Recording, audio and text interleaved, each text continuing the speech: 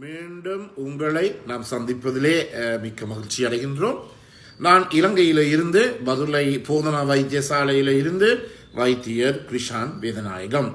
இன்றைக்கு நாங்கள் பார்க்க போகிற விடயம், ஆண்குறியினுடைய அளவு சிறிதாக இருக்கின்ற போது அல்லது சிறிய ஆண்குறி அல்லது மைக்ரோ பீனிஸுக்குரிய சிகிச்சை முறைகளை பற்றி பார்க்க இருக்கின்றோம். எனவே உங்களுக்கு நேரடியாக அதாவது என்னுடன் தொடர்பு கொள்ள விரும்பினால் வெளியூரில் இருந்து இமோ அல்லது வாட்ஸ்அப்பினூடாக 009477356245 மூலம் தொடர்பு கொள்ள முடியும். உள்ளூர் நண்பர்கள் 0777356245 மூலம் தொடர்பு கொள்ள முடியும்.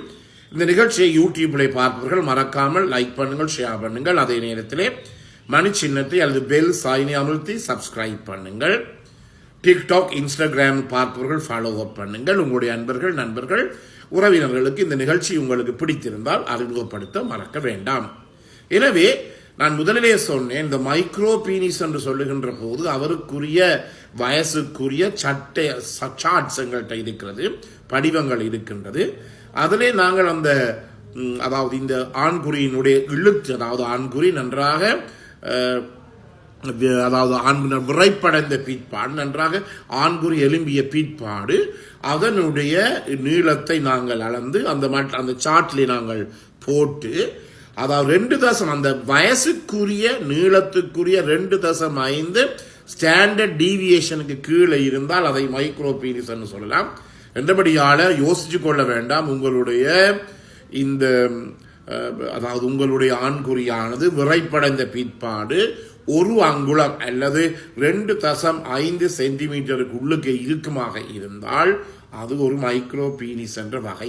நன்றாக எழுச்சி அடைந்த பிற்பாடு, விரைப்பு அடைந்த பீட்பாடு, அது மிகவும் முக்கியம்.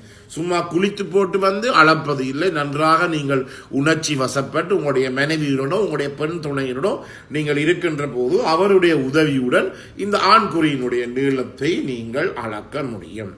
எனவே முக்கியமாக கவனித்துக் கொள்ளுங்கள், இது மிகவும் முக்கியமானது. ஒவ்வொரு நாளும் நான் எடுக்கின்ற தொலைபேசி, எனக்கு கிடைக்கின்ற தொலைபேசி அழைப்புகள், டாக்டர் என்னுடைய மனைவியை, என்னுடைய கேர்ள் ஃப்ரெண்டை திருப்திப்படுத்த முடியாமல் இருக்கிறது, என்னுடைய ஆண்குறி சிறிது. இவ்வளவு பேர் நாளைக்கு தொலைபேசி எடுத்துக்கொண்டே இருக்கிறார்கள். தயவு செய்து அந்த எண்ணத்தை உங்களுடைய மனதில் இருந்து முதல் தகர்த்து எறியுங்கள். மிகவும் முக்கியம். மனசை நாங்கள் ஒழுங்காக வைத்திருப்பது முக்கியம். மனதிலே டிப்ரெஷனோ அல்லது ஸ்ட்ரெஸ்ஸோ வருமாக இருந்தால், அல்லது ஆங்ஸைட்டியோ, படபடப்பு, மனப்பறைவு, மனப்பிறழ்வு, இப்படி பல பிரச்சனைகள் ஏற்படுமாக இருந்தால் அதுக்கு பிற்பாடு இந்த செக்ஸ் என்பது ஒழுங்காக உங்களால் இருக்க முடியாது. எனவே முக்கியமாக கவனித்துக் கொள்ள வேண்டும். இந்த நீளத்தை யோசித்து நீங்கள் கவலைப்பட வேண்டாம்.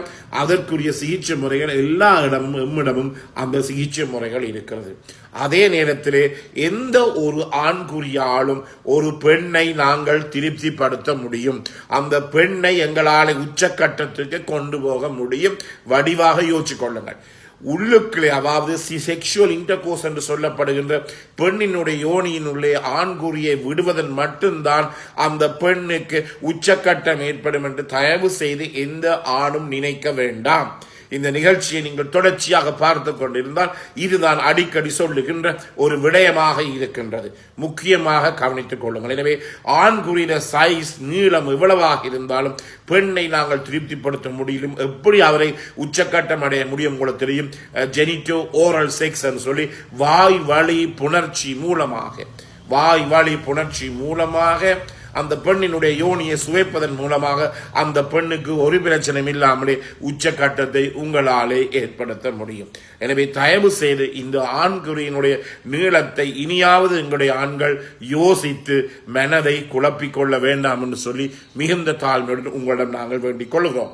எனவே இந்த மைக்ரோ பீனிஸ் என்று ஒரு அங்குலம் அல்லது ஒரு 2.5 சென்டிமீட்டர் கீழே இறுக்கமாக இருந்தால் இந்த இடத்திலே இயலுமான மட்டும் சிகிச்சையை நாங்கள் மிக விரைவாக ஆரம்பிப்பது என்பது மிகவும் முக்கியம்.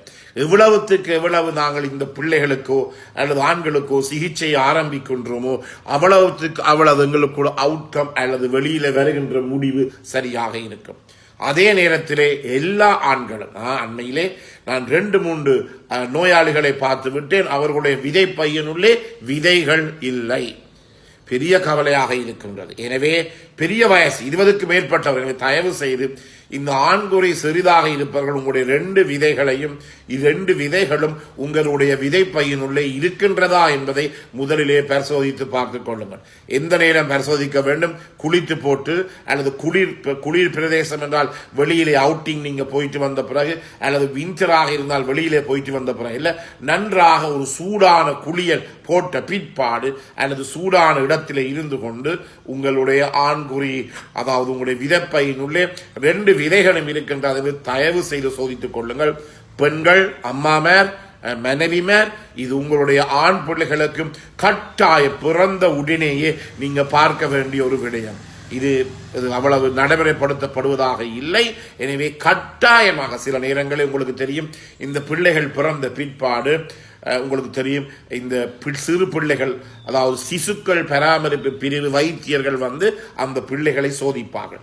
சோதிக்கின்ற போதுமே அது எங்கள நாட்டிலே பொறுத்த மட்டிலே பதுளை வைத்தியசாலை ஒரு நாளிலே ஏறக்குறைய 20 to 30 பிள்ளைகள் பிறக்கின்றது. உங்களுடைய பதுளை போதனா வைத்தியசாலை 20 to 30 பிள்ளைகள் பிறக்கிறது.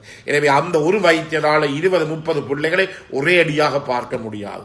எனவே அவர் ஒவ்வொரு பிள்ளைக்கும் விதைப்பையை தொட்டு விதைகள் இருக்கிறதா என்பதை சோதித்தறிய முடியாது. சில அது மிஸ் பண்ணலாம். அது உலக நாடுகள் எல்லா இடங்களிலும் அது ஏற்படக்கூடியதாக இருக்கும். எனவே பெற்றோர், அம்மாமார், ஆண்களாக இருக்கலாம், அப்பா அம்மா இருக்கலாம், மனைவிமார்கள், அம்மாமார்களாக இருக்கலாம், கட்டாயமாக உங்களுக்கு ஒரு ஆண் பிள்ளை பிறந்திருந்தால் முதலாவது சோதிக்க வேண்டும் அதனுடைய விதையினுள்ளே, விதைப்பையினுள்ளே 2 விதைகள் இருக்கிறதா. 2வதாக அந்த பிள்ளை, அதாவது யூரினேட் பண்ணுகின்ற போது, சிறுநீர் கழிக்கின்ற போது சிறுநீர் எல்லாம் வீசி பாகிறதா அல்லது காலுள்ளே விழுகிறதா.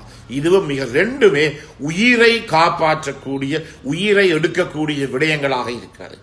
அதாவது என்ன, அதாவது பிள்ளை சிறுநீர் கழிக்கின்ற போது அந்த சிறுநீர் நல்லா பாய்ந்து விழுகிறதா அல்லது காலுக்குள்ளே விரிகிறதா அல்லது சிறுநீர் உங்களுடைய முகத்துக்கு அடிக்கின்றதா. அப்படி என்றால் ஒரு பிரச்சனையும் இல்லை. அவ்வாறு முகத்துக்கு அடிக்காமல் அந்த பிள்ளை சும்மாவே, அது ஆண் பிள்ளைகளுக்கு தான் இதை சொல்லுகிறேன், சும்மாவே விழுகுது என்று அதிலே போஸ்டீரியர் யூரேத்ரல் வால்வ் என்று சொல்லப்படுகிற PUV என்று சொல்லுகிறோம். அந்த சிறுநீர் கழிக்கின்ற பாதையிலே ஒரு சவ்வு வளர்ந்துடும். அதை உடனடியாக அகற்றாவிட்டால் அந்த பிள்ளையினுடைய 2 சிறுநீரகங்களும் வீங்கி, ஹைட்ரோனெஃப்ரோசிஸ் என்று சொல்லுவோம், வீங்கி அந்த பிள்ளைக்கு சிறுநீரக தொழிற்பாடு பாதிக்கப்பட்டு ரீனல் ஃபெயிலியர் ஏற்பட்டு அந்த பிள்ளை இறக்கலாம். எனவே எந்த நேரமும் உங்களுடைய சிறுநீர் பாய்ந்து செல்லுகிறதா, அது ஆண்களுக்கு பொருந்தும். ஏனெனில் பெரிய ஆண்களுக்கு கூட இந்த புரோஸ்டேட் கிளாண்ட்ல என்ன ஏற்படுகிறது? புற்றுநோய் ஏற்படும். உங்களுக்கு தெரியும், உலகத்தில் இருக்கிற மிக பிரபலியங்களுக்கு இந்த நோய் ஏற்படுகிறது.